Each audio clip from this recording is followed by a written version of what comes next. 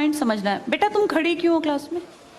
Seat नहीं मिल रही, आगे आ जाओ, थर्ड लाइन में आ जाओ, थर्ड लाइन में बैठा लो बेटा इसको। फिर तेरी बहन को जब कोई कहेगा यहाँ आके बैठ जा, फिर अच्छा लगेगा? थोड़ा लिमिट में रहना चाहिए ना। बैठ जाओ बेटा। चलो अपने देखो, अपने व्यवहार को ऐसा रखो जैसा तुम दूसरे के साथ करो, तुम्हारी बहन के साथ वही होगा। यहाँ नहीं, जहां वो कॉलेज में जाएगी वहां होगा, बस में होगा, ऑटो में होगा। समाज सबसे मिलके बनता है। तुम घटिया हो ना किसी के लिए, तो तुम्हारी बहन के लिए 100% कोई ना कोई घटिया। भगवान जो है कर्मा रिटर्न्स बैक है, ये सीधी थ्योरी है ये। और ये मैं अपने लिए भी मानती हूँ, मैं अपनी बेटी के लिए भी मानती हूँ।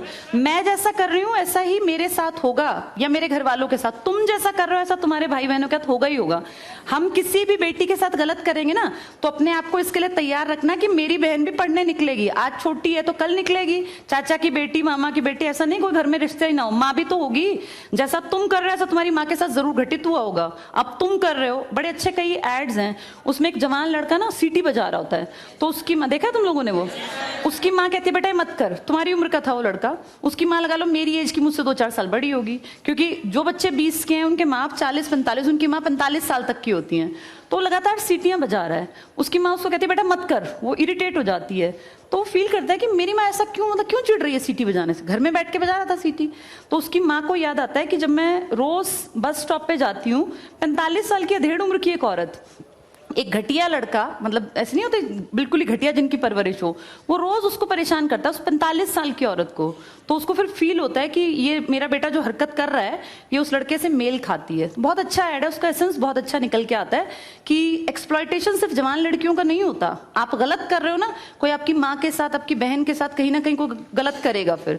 इसलिए समाज को अच्छा बनाओ, क्लास को ऐसा बनाओ, कोई लड़की वहां से अगर आ रही है और तुम कह रहे हो यहाँ आ जा, तो ये ठीक है। ये अपने आप सोच के देखो, ये हमारी परवरिश को भी दिखाता है कि हमारी परवरिश कैसी माँ ने की है। अपनी बेटियों को जितने हम संस्कार देते हैं ना, उससे ज्यादा बेटों को देने चाहिए, क्योंकि गलत करने वाले लड़के ही तो है ना, किसी के प्रति गलत कमेंट करने वाले। ये ठीक नहीं होता। इतने काबिल बनो कि कोई तुम्हारे साथ बैठना चाहे। तुम्हें ये कहना पड़ रहा है कि यहाँ के बैठो, तुम कोई वो छिछोरे 70-80 के दशक के लड़के थोड़ी ना हो, पढ़े लिखे 21वीं-22वीं सदी के लड़के बैठे हो। तुम कोई बच्चे नहीं हो। अब अपने व्यवहार को इतना अच्छा बनाओ, क्योंकि जब गलत बात बोलो ना तो ये सोच के बोलना कि मेरे घर में जो औरत है ना उसको ये सहना पड़ रहा है कहीं ना कहीं। तुम ही लोगों ने समाज बना रखा है, इसको घटिया बना लो चाहे अच्छा बनाओगे तो पूरा समाज अच्छा बन जाएगा। घटिया बनाओगे तो तुम्हारी माँ को भी 100% सुनना पड़ता होगा, क्योंकि ये कर्म है, ये किसी को नहीं छोड़ते।